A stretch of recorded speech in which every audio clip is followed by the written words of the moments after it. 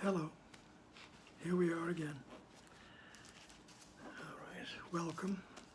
This is session number 122 of Kevin Reads A Course in Miracles. All right, we are in chapter 15, which is entitled The Holy Instant. And now this is section 7, Roman numeral 7, VII, and it is entitled The Needless Sacrifice. Okay, just let me preface by saying briefly that we're looking now, we're going to have extended looks at what Jesus refers to as the special relationship. Okay, this relationship that we have substituted for our relationship with our Creator. All right, it's now, as I said last session, our first special relationship was with the ego. All right, because all of a sudden our perceived need was for individuality, and the ego said, "I got it. I got you covered here." And we chose that relationship instead of our true relationship with our Father, with our Creator. Right? We had an imagined need for individuality. Okay? And that was the first special relationship. And then we very quickly, as one son, projected the thoughts out of the mind, so we thought we were getting out. All right, and we created this world and bodies. Okay, now in this body, in this world, we believe we have needs, all kinds of needs. Okay, now this, what we're looking at, and we look to get those needs fulfilled, put it succinctly. These become our special relationships, and we either specially love them or specially hate them, all right, because we perceive they're not good for us, all right? So we hate it. All right.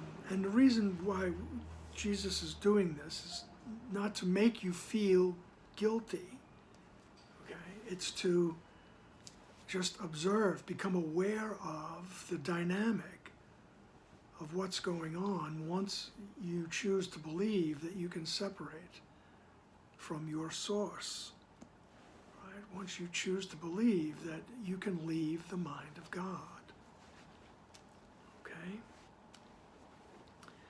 This is not to be guilty about it, it's to observe it, right, in that holy instant. Right, since this is the chapter on holy instant, right, we bring our beliefs, our observations, our perceptions to the mind, all right, where our true self resides, the memory of our true self resides, symbolized by Jesus, the Holy Spirit, in whatever form of unconditional love you have in your mind. And that surrounds us, and we look at what it is that we believe, and we are willing to have those perceptions changed. All right, this, to me, this is, an obvious place where the metaphysics and the psychology of the Course, they meld. Okay? So, let's see what Jesus has to say about that. All right, the needless sacrifice. Beyond the poor attraction of the special relationship, special love relationship, and always obscured by it, is the powerful attraction of the Father for His Son. There is no other love that can satisfy you, because there is no other love. This is the only love that is fully given and fully returned. being complete, it asks nothing. Being wholly pure, everyone joined in it has everything. This is not the basis for any relationship in which the ego enters. For every relationship on which the ego embarks is special. So, every relationship on which the ego embarks is special. Okay. Paragraph 2. The ego establishes relationships only to get something, and it would keep the giver bound to itself through guilt. It is impossible for the ego to enter into any relationship without anger, for the ego believes that anger makes friends. This is not its statement, but it is its purpose. For the ego really believes that it can get and keep by making guilty. This is its one attraction, an attraction so weak that it would have no hold at all, except that no one recognizes it. For the ego always seems to attract through love, and has no attraction at all to anyone who perceives that it attracts through guilt. In other words, she's just saying, if you look at it, you won't want it. Okay? So it believes that it can get and keep by making guilty. And see, that's the original effect. Right? We chose this relationship because we thought we needed individuality. And then we're in that milieu of guilt. We automatically feel guilty, as if we destroyed heaven, we destroyed the oneness. Okay? And we feel lonely, we feel like we're lacking, all those things that come with the guilt. Right? But the initial choice to believe in separation is what initiates the guilt. Okay? So when we look at another body and see them as separate from us, the guilt is already initiated. Okay? It's implied. It's there. Okay? That's why you gotta keep the metaphysics in the back of your mind. Because these special relationships, they look very lovely at times. Okay? So, but the ego establishes relationships only to get something. Right? And it would keep the giver bound to itself through guilt. Right? I have to keep you I have to keep seeing you as a body, as a separate human being.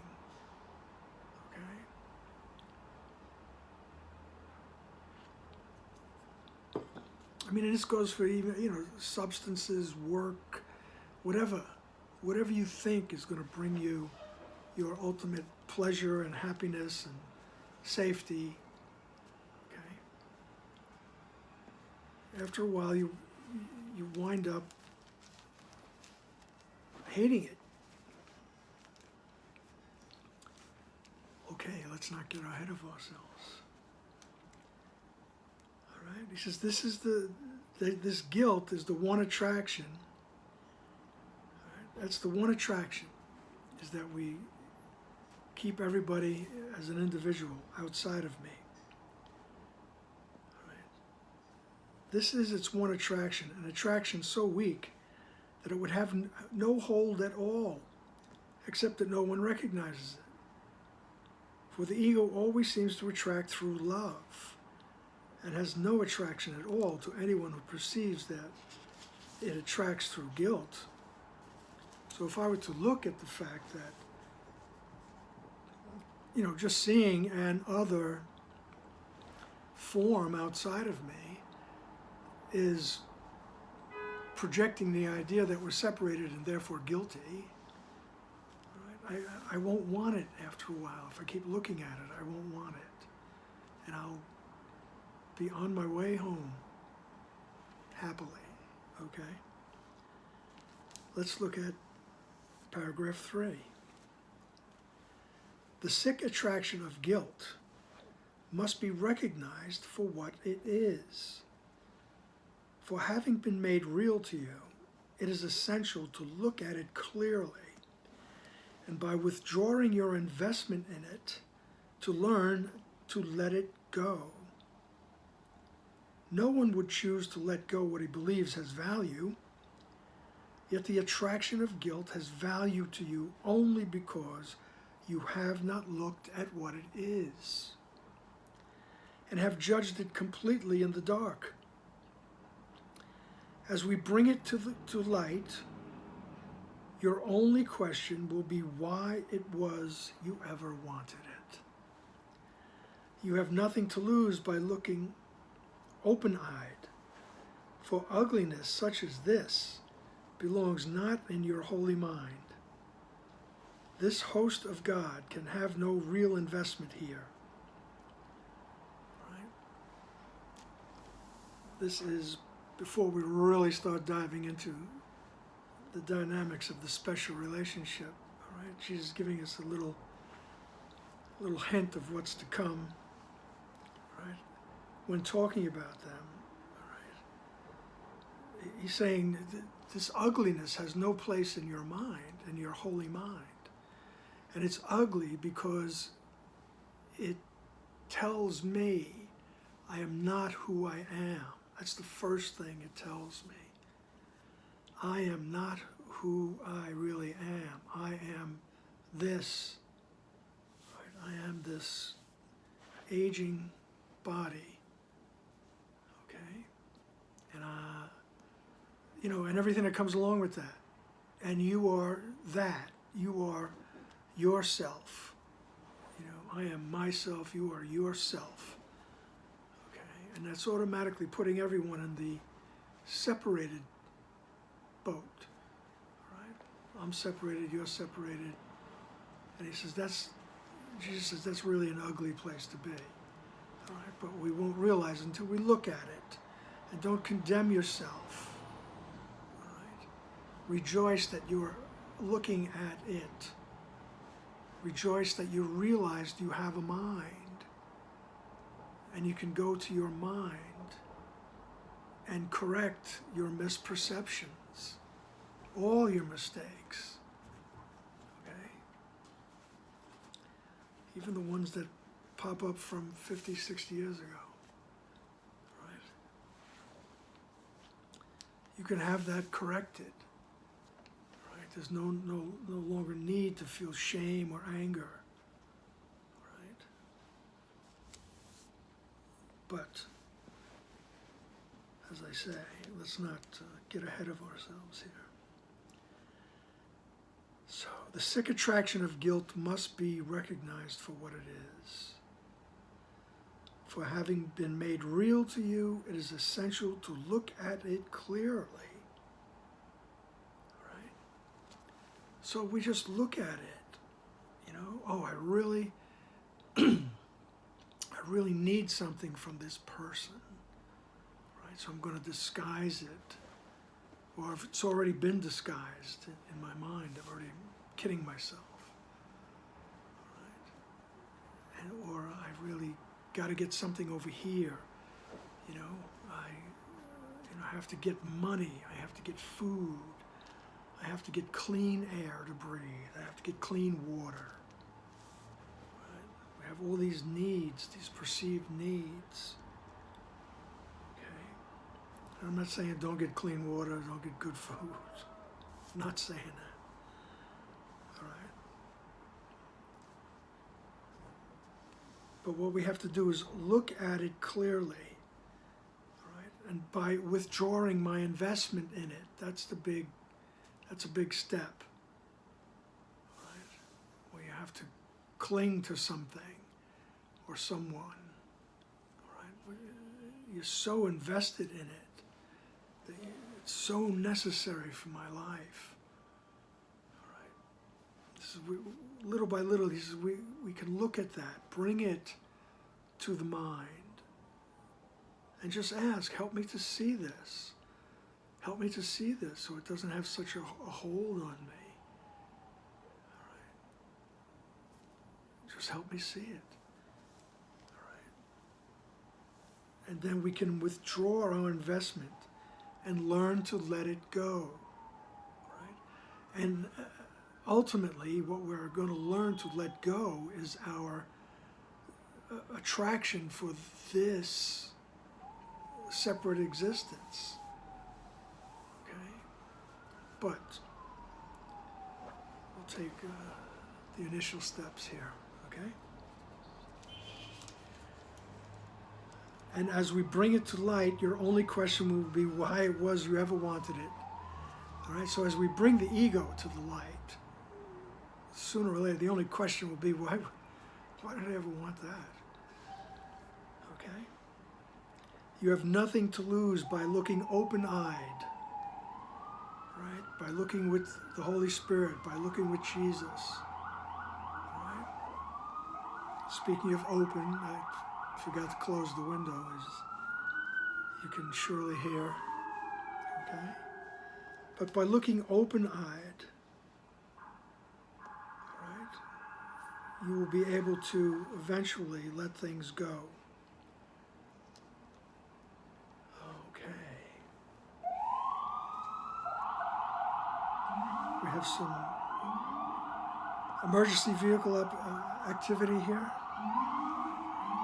Okay.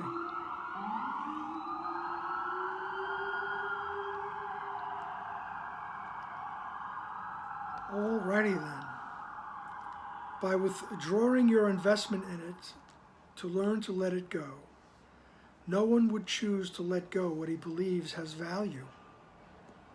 Yet the attraction of guilt has value to you only because you have not looked at what it is. Right? That's the only reason. We just keep walking along as if, oh, everything is the way it should be.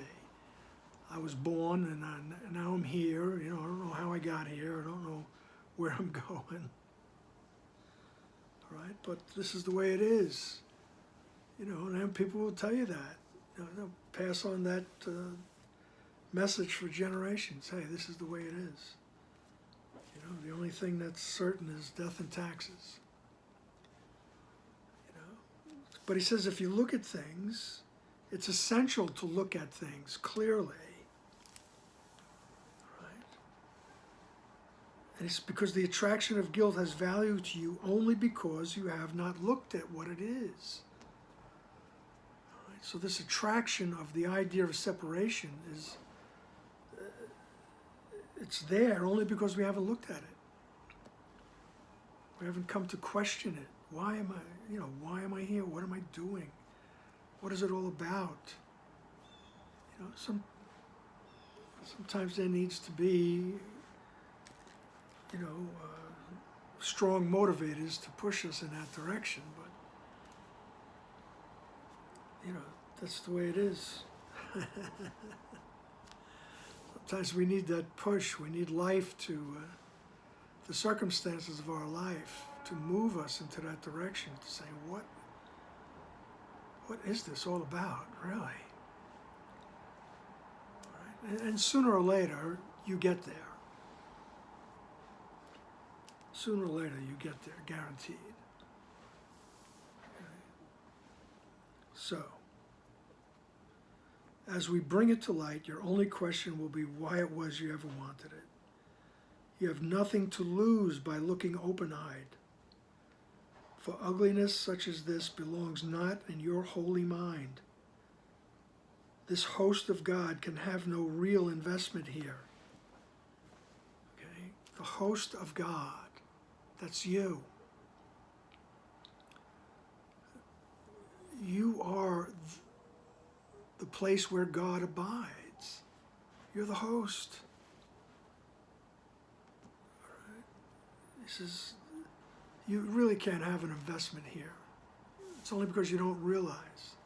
that you are the host of God. All right, so what we have to do is look at our investments clearly with open eyes, with Jesus in the holy instant, without applying guilt to ourselves. Don't be guilty. All right, Jesus says you will eventually be led to the idea, what? That was silly. Why did I ever want that in the first place? All righty then. The host of God can have no real investment here. Paragraph 4.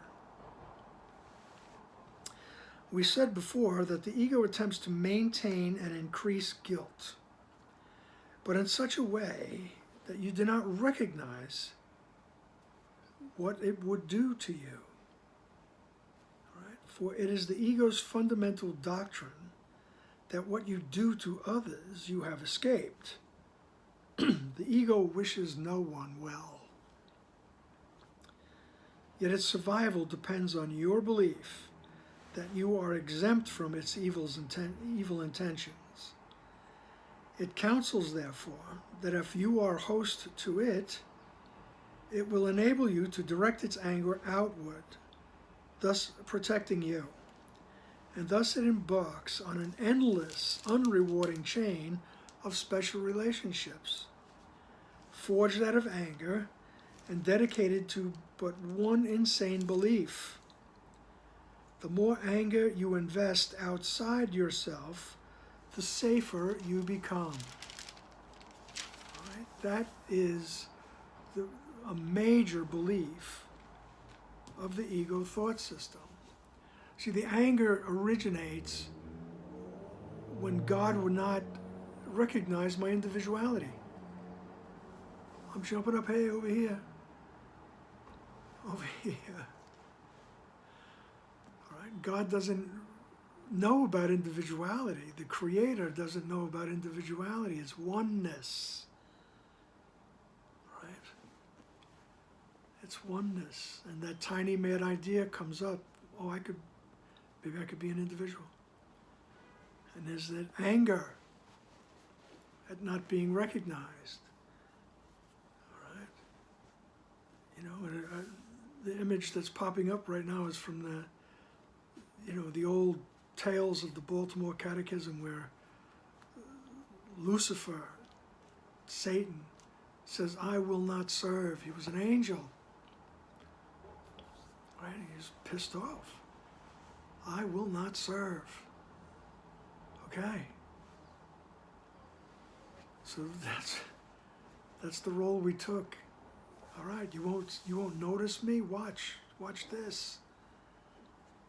That's the anger of the ego thought system. Right? I'll be an individual. Right? And though we don't notice it, by making other individuals, all right, we're projecting the anger along with everything else, along with the guilt of separation.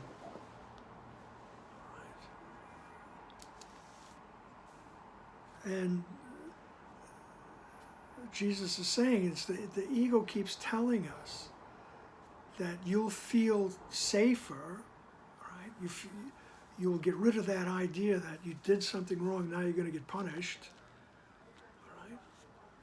Or, God's coming to get you and he's angry, right? And you're angry at him for not recognizing you. And the ego counsels us on a very deep level. We're not, like he says, you don't realize it because you don't look at it. You don't notice it's happening. He says, and it's the one insane belief that the ego says the more anger you invest outside yourself, the more anger you project outside, the safer you will be. Okay? And it's the same thing with guilt. The more guilt you project, the safer you will feel, because if you get rid of your guilt, you won't be punished. Right? But you'll notice once you start looking that it doesn't work. We keep doing it, but it doesn't work. Okay?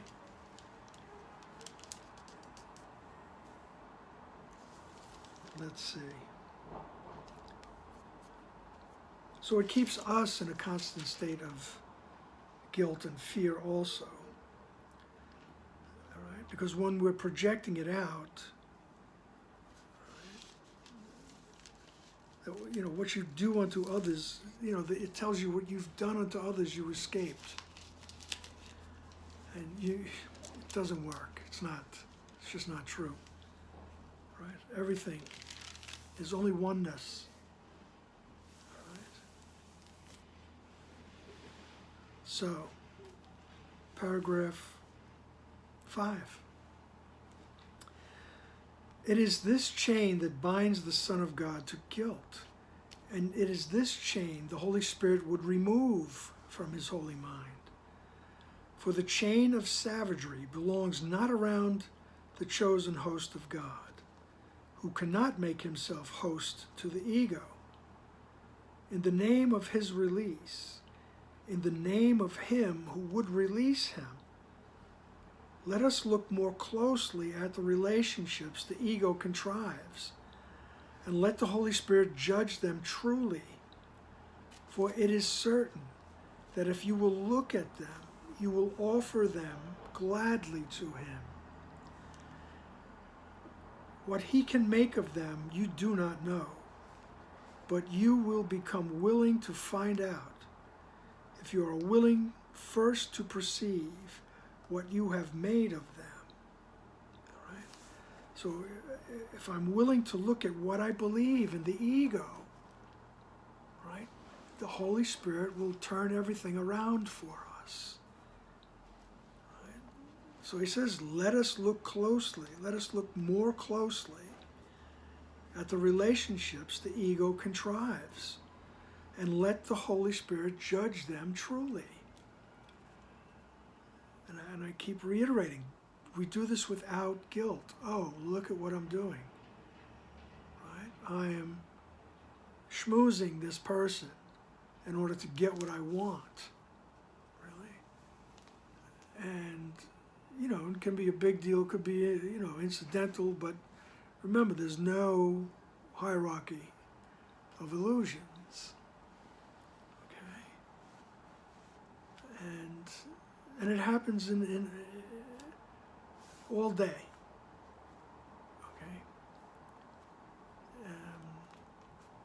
Okay? We get into myriad special relationships, really.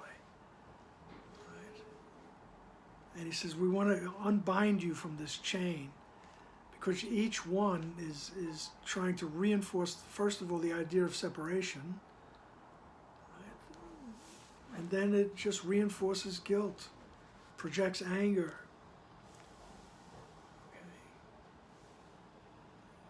He says, and you will become willing to find out what the Holy Spirit can do with these relationships. He goes, you don't know. And it's good that you don't know. Right? It's always good to not know, actually. We want to bring these things to the Holy Spirit without any kind of an agenda. Right? And just ask the Holy Spirit, help me to see this relationship correctly. Right? And then you will become willing to find out. And if you're willing to first perceive what you have made of them, okay, be willing to look at what you believe in the ego. I mean, even if it's a special relationship with a substance, with food, with driving fast, with sex, with work, with accruing money and fame and whatever. I mean, you see, there's a lot of things we can look outside ourselves for. Right? Just be willing to look at what you believe. Say, oh yeah, I believe that this will give me comfort. Right?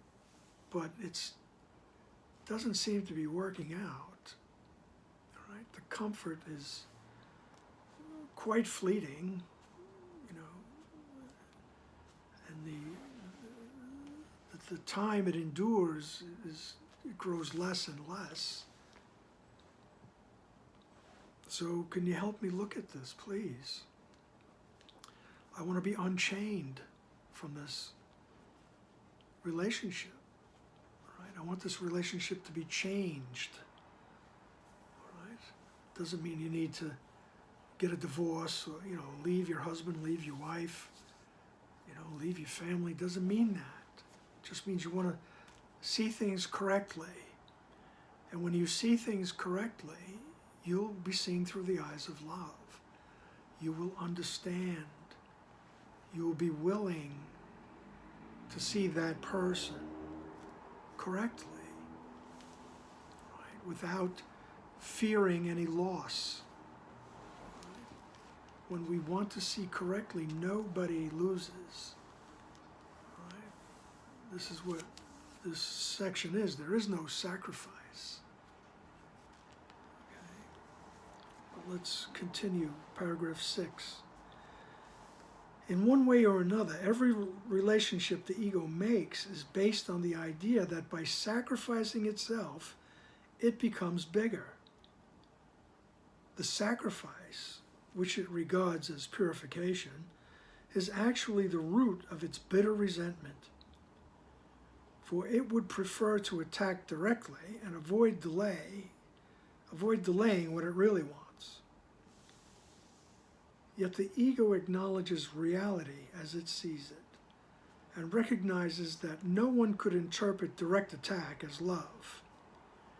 Yet to make guilty is direct attack, although it does not seem to be. For the guilty expect attack, and having asked for it, they are attracted to it. Okay, this steps into the metaphysical, which melds into the form here. Okay? He's telling us that what we do is we bargain here in form. Right? That's the sacrifice. I'll do this if I get this. Right? That becomes the basis of a lot of relationships. Right? And he says, and it's, that's the natural way it seems in this experience, because no one would call it love if you just said, look, this is what I want from you. Give it to me. All right? And you go take it. He says, that's basically what the ego would like, but it has to, it has to disguise itself so it becomes a little bit more attractive. Right? I mean, after a while, you would quickly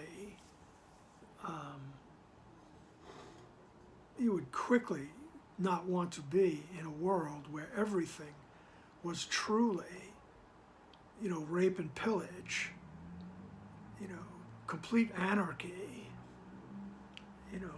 truly the survival of the fittest. I need this, give it to me. You wouldn't be able to walk down the street. You wouldn't be able to live in your house. It'd be just, roving the earth. Kill or be killed. But the ego knows that you would quickly turn back and say, I don't want this. I don't want this existence. Help me to see correctly. You would want it more quickly and more fervently if that was the case. So we disguise ourselves. All right? We disguise ourselves as Little Red Riding Hood's grandmother, things of that nature.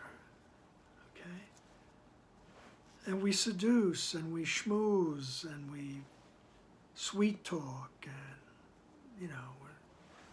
all those words for, for the snake oil salesman, things like that. But that's what the ego finds more acceptable. Okay? And this is what Jesus says, so that's why nobody looks at it, he says. He says, but if you looked at what you were doing, you wouldn't want to do that anymore. And it's not that you bring the relationship to an abrupt halt if you're in, a committed relationship or something. You just look at what you're doing and ask, help me to see it correctly. I'm willing to see the innocence. I'm willing to see the love. All right? I don't want to see the guilt, the individuality, the anger, the resentment. Oh, I had to give up this in order to get that. Really, what I got wasn't really worth it, and all this and that. Oh my goodness. Right? He says you'll feel better if you just bring these things into that space, into that holy instant. Okay? And just look, say, help me see this. All right? And you'll be able to walk through this dream with a smile on your face until you're okay with letting everything go. Right? There'll be no fear involved. Okay? So, let's look at paragraph 7. In such insane relationships, the attraction of what you do not want, which is guilt, seems to be much stronger than the attraction of what you do want. For each one thinks that he has sacrificed something to the other, and he hates him for it. Yet this is what he thinks he wants. He is not in love with the other at all. He merely believes he is in love with sacrifice. And for this sacrifice, which he demands of himself, he demands that the other accept the guilt and sacrifice himself as well. Forgiveness becomes impossible, for the ego believes that to forgive another is to lose him. It is only by attack without forgiveness that the ego can ensure the guilt that holds all its relationships together. Right? So it's only by constantly engaging in the give and take of the relationship, whatever it is, right? Not looking at it, not being willing to see it correctly, the forgiveness, right? We think that if we ask Jesus, help me to see this correctly, that I'm going to lose whatever it is I think that I'm getting. I'm going to lose everything.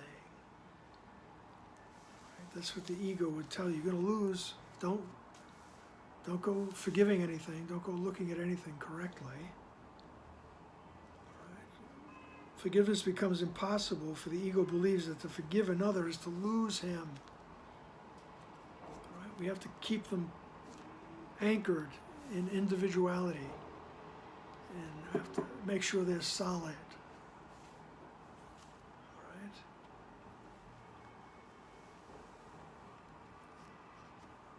So, let's continue. Yet they only, in paragraph 8, yet they only seem to be together. For relationships to the ego mean only that bodies are together.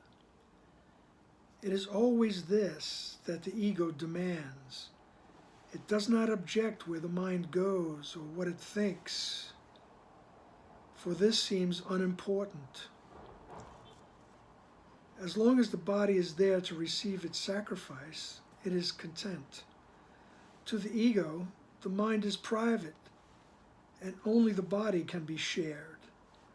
Ideas are basically of no concern, except as they bring the body of another closer or further away.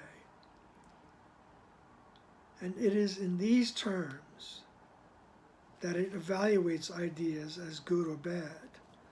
What makes another guilty and holds him through guilt is good. What releases him from guilt is bad, because he would no longer believe that bodies communicate And so he would be gone. Okay?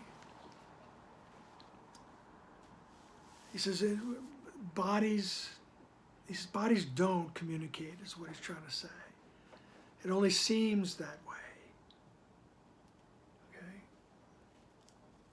He says for relationships to the ego mean that only bodies are together.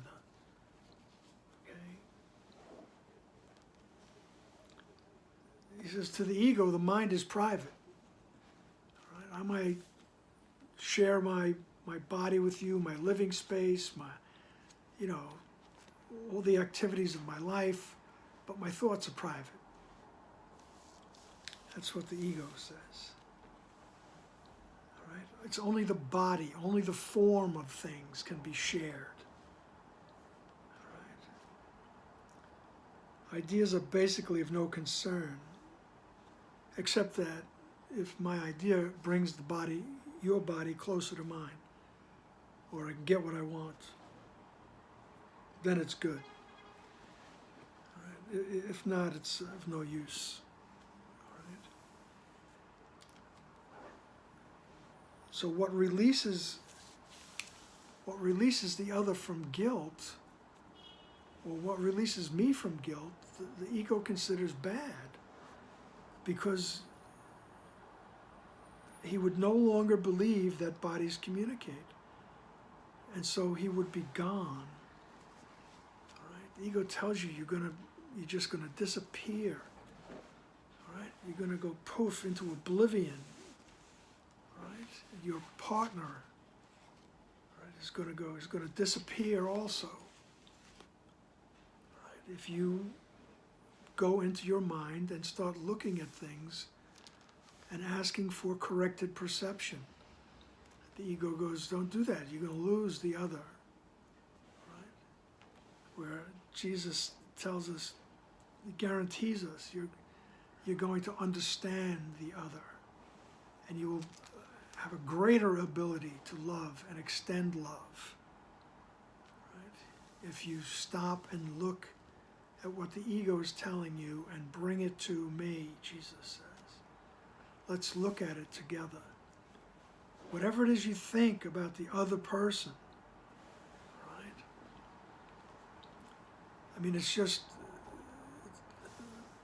for me, it's just good to make that general statement with all sincerity. I truly just want to see the truth. I want to see correctly. I am willing to see the innocence. And however it comes up in our awareness, right? Because we think we're individuals, we think our partners are individuals. Everybody has their individual quirks, so to speak. And some of these quirks will really piss you off, right? And after a while, they really get on your nerves, and you want to explode. Stop doing that. You're ruining my peace. That's the time to, before that happens, if you can, is to bring it to your mind, that holy instant, and ask Jesus, help me to see this correctly. All right? I mean, I have my ideas why this person does this or says this or why they're doing what they're doing, but I want to see your opinion. Help me to see things correctly. Right? I'm tired of responding with anger or fear or shame or whatever, resentment. Okay? I'm tired of making the sacrifice just to maintain the relationship. All right? I think I'm sacrificing.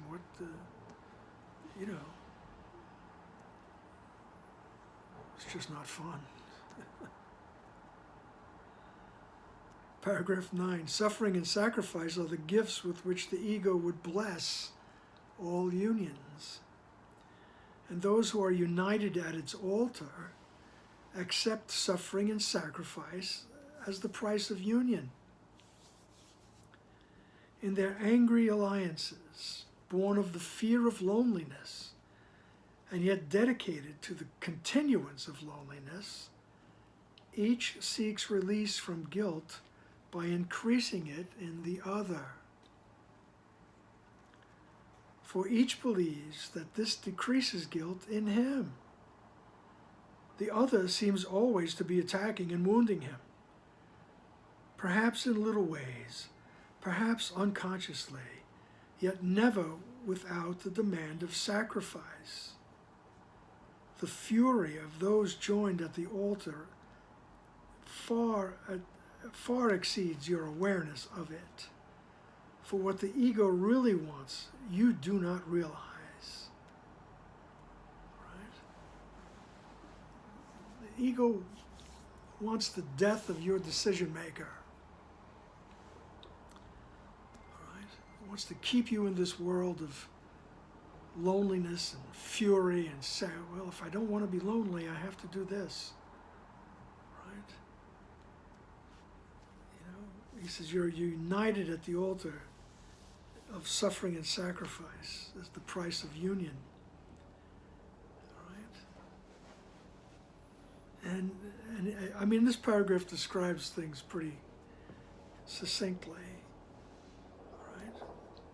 For each seeks relief from guilt by increasing it in the other. All right? Just notice when you're doing that. Notice when you're doing that. Right? You have a thought that passes quickly, but you don't like something about yourself. You know, and you push that thought down, but in the next few minutes, you're telling your spouse they did something wrong because they didn't take the garbage out on time, and now the garbage is stinking up the kitchen or whatever. You know, and we're trying to get rid of that guilt of not liking ourselves by projecting it out in whatever way it looks, right?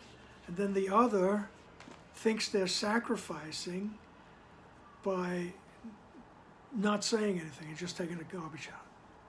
Okay, I'll do it. And yet that sacrifice builds up resentment until they explode. All right? And there we go. You know, happy little billiard balls bouncing off one another. Right? Until we go inside and say, I'm tired of this, help me. All right? I'm willing to see the innocence in that other person who's not cleaning up the way I told them they should. They won't listen to me. All right? So let me reiterate, this is not to make you feel guilty because we do these things. All right? We do these things because we've accepted the idea that we're separated from God. So let's just go, oh, this is the way to get back to my complete happiness. This is the road back to bliss, right? If I just go into my mind in that holy instant and ask my internal teacher, help me to see correctly. I'm willing to see through the eyes of truth, which means, the truth is that they're not guilty, but I don't know that, but I can be shown. The awareness of it will come up in my mind, and it will fit the picture, right? It will fit the specifics, because we still think we're specific. Okay?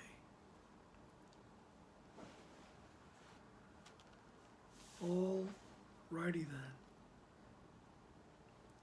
All right? So we keep on doing this until we get tired of it. And you'll see that leaving the situation, although sometimes it's called for, is not always the way to go. I can't get along with this person at work, I can't get along with the boss, I'll just quit. Maybe first you could try to see things correctly. All right? Remember, there's no specific instruction in form here on what to do. Should I stay or should I go? As the song goes. All right? Should I go left or right? Right? There's no specific instruction. The only suggestion is that you'll feel better if you go to your internal teacher and in all sincerity you ask for the truth to arise in your awareness. Okay? And you'll see beautiful outcomes, and you'll want it more and more. Okay? So, paragraph 10. Just before we do that, remember that the ego wants you to stay in that give and take and give, try to give a little less than you can take. I want you to stay in that, because this way you become mindless. You're just mindless. You don't realize you have a mind and you have an internal teacher. So in other words, the decision maker is, for all intents and purposes, dead. All right, although it only seems that way. Sooner or later, somewhere in the hologram, you do wake up. All right? And you do proceed back to who you really are. All right? So, whenever you are angry, paragraph 10, you can be sure that you have formed a special relationship which the ego has blessed, for anger is its blessing. Anger takes many forms, but it cannot long deceive those who will learn that love brings no guilt at all. And what brings guilt cannot be love, and must be anger. All anger is nothing more than an attempt to make someone feel guilty. And this attempt is the only basis the ego accepts for special relationships. Guilt is the only need the ego has. And as long as you identify with it, guilt will remain attractive to you. Yet remember this: to be with a body is not communication. And if you think it is, you will feel guilty about communication and will be afraid to hear the Holy Spirit, recognizing in his voice your own need to communicate. So guilt is the only need the ego has. And as long as you identify with it, guilt remains attractive to you. And guilt remains attractive because I keep seeing individuals. I keep seeing myself as an individual. I keep seeing other individuals. All right? That's how the guilt remains attractive. All right? And of course, the projection of it keeps telling you feel better if you project it. All right? But he says, but remember, to be with a body is not communication. Communication is the oneness in the one mind. That's true communication, where you realize there's only one mind. Right? So to be with a body is not communication. If you think it is, you'll feel guilty about communication. And you'll be afraid to hear the Holy Spirit, recognizing in his voice your own need to communicate. All right? So you'll be afraid of the Holy Spirit because you're so attracted to the individuality. I don't want to lose my individuality. Pardon me. Okay? And you'll be afraid of the Holy Spirit. You'll be afraid to go and ask for guidance. Right? Because you recognize in the guidance, right, there'll be in the background the remembering of your own relationship with God. All right? That union with God will become stronger. The pull will become stronger. And the ego counsels you, you're going to lose everything. Paragraph E11. The Holy Spirit cannot teach through fear. And how can he communicate with you while you believe that communicate is to make yourself alone? It is clearly insane to believe that by communicating you will be abandoned. And yet many do believe it. For they think their minds must be kept private, or they will lose them. But if their bodies are together, their minds remain their own. The union of bodies thus becomes the way in which they would keep minds apart. For bodies cannot forgive. They can only do as the mind directs.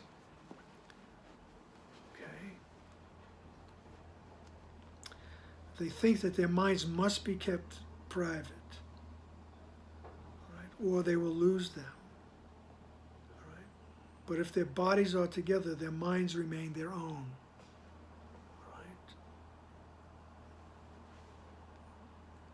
And we think that if we are communicating with our inner guide, with Jesus, with Holy Spirit, right, with that symbol of unconditional love, we think we're going to lose this. Right? I'm going to lose my individuality. Right? I'm going to be abandoned. I'm going to be all alone. Okay? That's what the ego tells you. Don't go there. Just don't go to your mind. Okay? There's all kinds of myths throughout history that the message is don't look. Don't go there. Right? And so forgiveness, which is being willing to see the oneness of things, the connectivity of things, right? The ego doesn't want you to do that. It wants you to remain in the body as an individual, because bodies can't forgive. They can only do as the mind directs. Paragraph 12. The illusion of autonomy of the body and its ability to overcome loneliness is but the working of the ego's plan to establish its own autonomy. As long as you believe that to be with a body is companionship, you will be compelled to attempt to keep your brother in his body, held there by guilt. And you will see safety in guilt and danger in communication. For the ego will always teach that loneliness is solved by guilt, and that communication is the cause of loneliness. And despite the evident insanity of this lesson, many have learned it. Okay.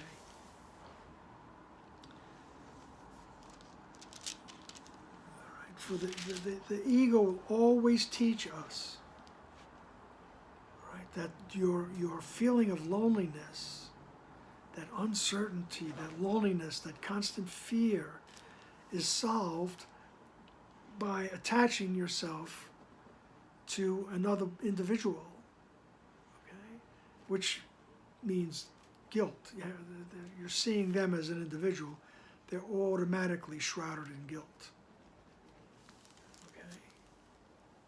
So that's solved by hooking up with another body. Right? And the ego tells you that communication is loneliness. If you go inside to the holy instant, you're going to be alone. You're going to be all by yourself. All right? And despite the evident insanity of this lesson, many have learned it. So many of us do not go anywhere near introspection, right? Which is a wonderful first step, right? Is introspection. You know, we don't question this, as Ken would say, this 2 + 2 = 4 world. We don't question it. We just go along. Right? Go along to get along, as the cliche goes, right? We don't question it. Because the ego says if you question it, you're always going to be alone. You're going to be abandoned. You know, you're going to suffer. And Jesus says, you know, despite the insanity of that thinking, many have learned that lesson. So many people on this planet and probably on others, although I can't speak for the others, they remain in this mindless state. Okay, as Eckhart Tolle would say, you know, in a lower end of consciousness. Right? They just, for one reason or another, they're afraid of introspection, afraid to go in and look. Okay.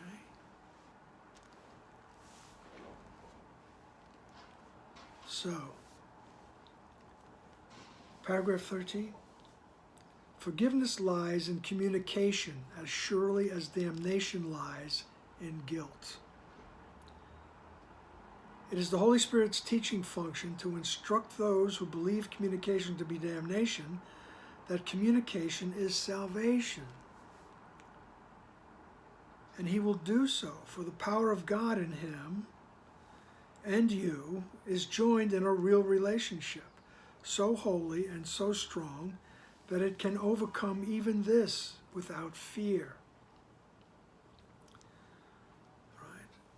Forgiveness lies in communication, right? As surely as damnation lies in guilt. Okay? I believe I'm separated. There's the guilt. Automatically comes up. Right? And he says that's where damnation lives. And Jesus tells us that forgiveness lies in communication. And that communication begins in the holy instant. When I go inside, and I mean, you don't have to say anything. Right? As Jesus will say later on, you can just imagine yourself holding his hand. Right? And as Ken would say, can you say help? I want to see the truth.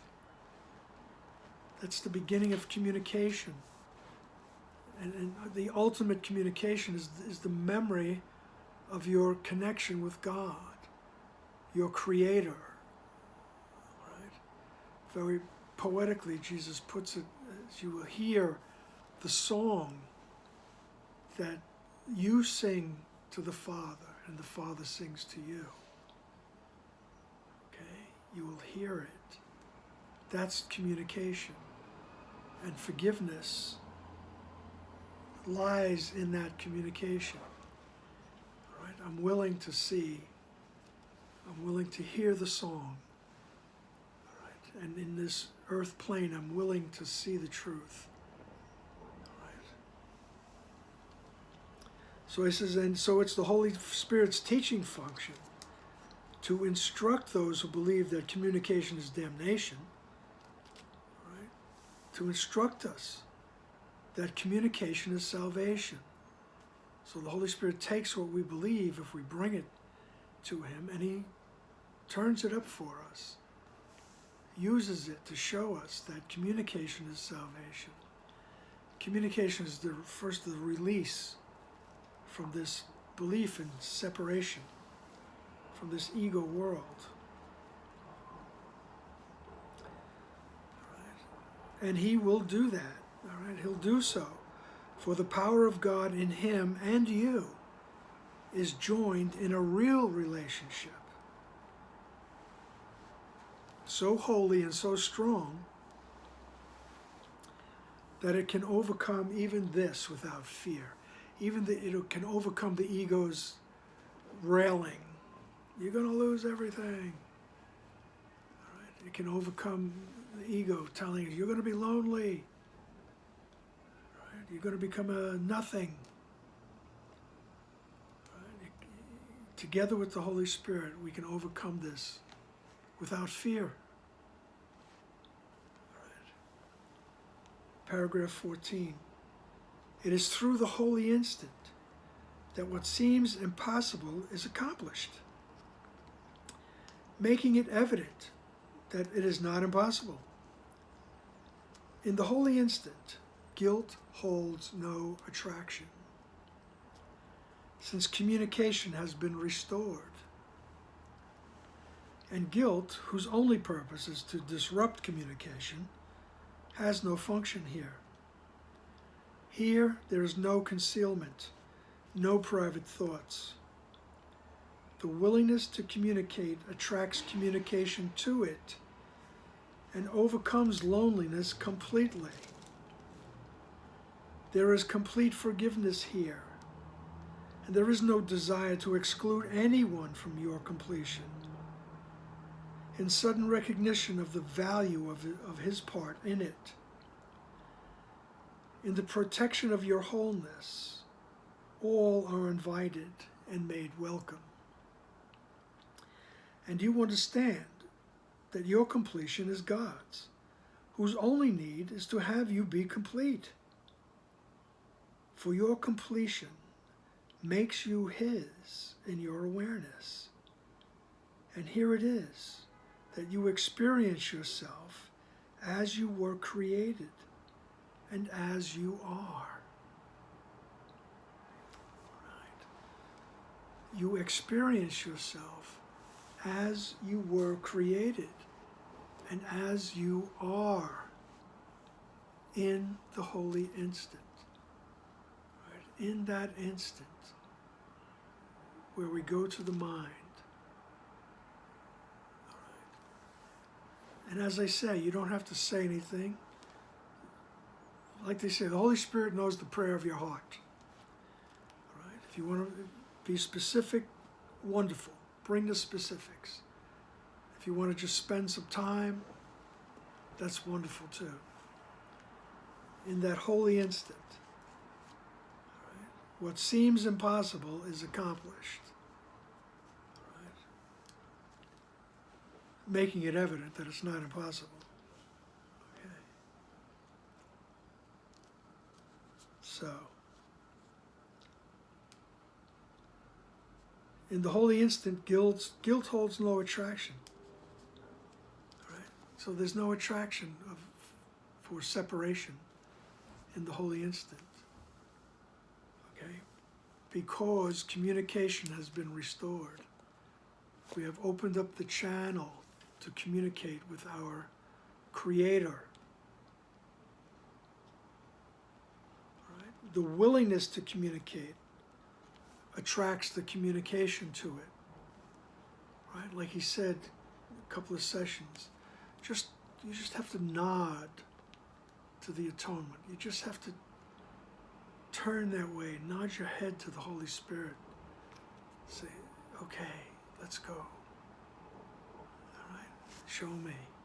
Right? The willingness to communicate attracts the communication and overcomes loneliness completely.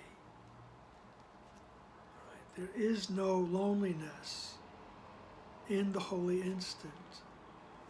Right?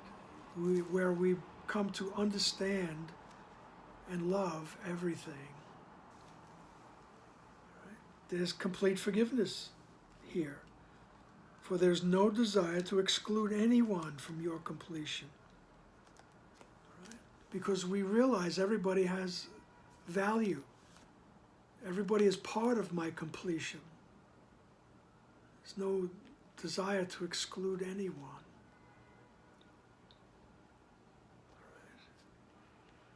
In the protection of your wholeness are all invited and made welcome.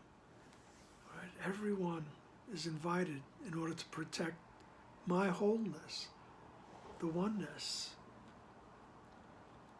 And you understand that your completion is God's. Right? In that holy instant, you will come to understand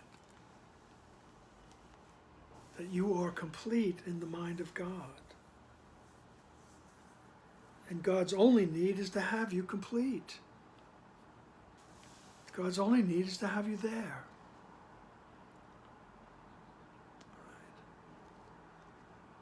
Right. And here it is in the holy instant. And here it is that you experience yourself as you were created and as you are. As you are right now. Right? You experience yourself that way. Right? And with enough times doing that, we become less and less attached to what it is we think we need. Okay? Until, as Jesus says, we can look at it and say, why did I ever want that? Okay? And this is the holy instant and the needless sacrifice. All right? That communication with your inner guide is the opening of the door to remembering who you really are. And when you remember who you really are, this experience here is totally changed. I mean, completely changed. Okay? And you will love it.